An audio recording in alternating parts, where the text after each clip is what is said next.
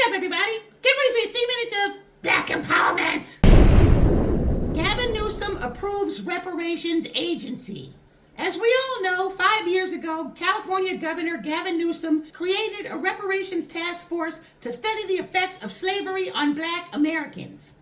The task force was then supposed to recommend what type of reparations we should get, but instead of moving things forward, Governor Newsom shot it down right before the 2024 presidential election. Another one of the Democratic Party's little vote-for-nothing bait-and-switch games. That's why Kamala Harris lost. Now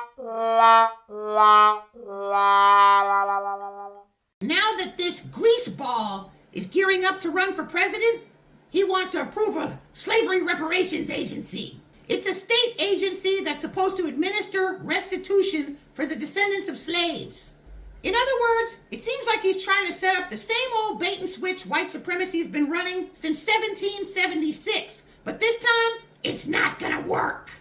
This time, it's gonna have to be green cash in hand before I even register to vote. So Gavin Newsom better hit the ATM. You know what, family? I predict that Gavin Newsom may become the president and actually sign a full federal reparations package across the board. But if that happens, it won't be because he wanted to. It will be because he was forced to. Probably because it'll be the only way to save white people. And this one right here is the other article. California's Newsom signs reparations study law, but vetoes other racial justice proposals. I don't think the proposals that he vetoed are even worth talking about. But the subtitle in this article is, California Governor Gavin Newsom has signed a law authorizing $6 million for California State University to study how to confirm an individual's status as a descendant of an enslaved person. Some brothers and sisters say he should have just took that $6 million and started doling it out as reparations. But there does have to be an official confirmation of status. When you remove the Democratic Party's scheming and scamming, the direction of California's reparations activities are still pretty solid. California is creating a working model for reparations on a federal level. The only thing we need now is the political will. We need the political circumstances to click in just the right way that it creates an opportunity to lay reparations on the American public without receiving the traditional overwhelming backlash. That is why we needed Trump in the White House. Because he's a bull in a china shop. He uses a hatchet where he should be using a scalpel. It's likely that his presence in the White House will somehow bring on those circumstances. That is why we let him back in office.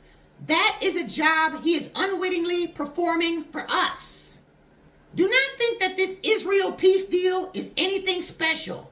This does not make the Trump administration heroes. In fact, it makes them 10 times more dangerous. This is only going to enable him more. The vote in the House to release the Epstein files is still coming, and there's going to be a lot more tension during the midterms than Americans think that there's going to be. When the midterms come, the right-wing white supremacists are going to explode when they see that Trump is halfway done and it's still not the 1950s yet. Their fear of losing white influence is going to start becoming more desperate. You're going to see more infighting among whites than you've ever seen before. Plus, on top of it, the economy is getting worse and worse and worse. Family, we're definitely headed for scarier times, but when it's all over, we're going to come out on top.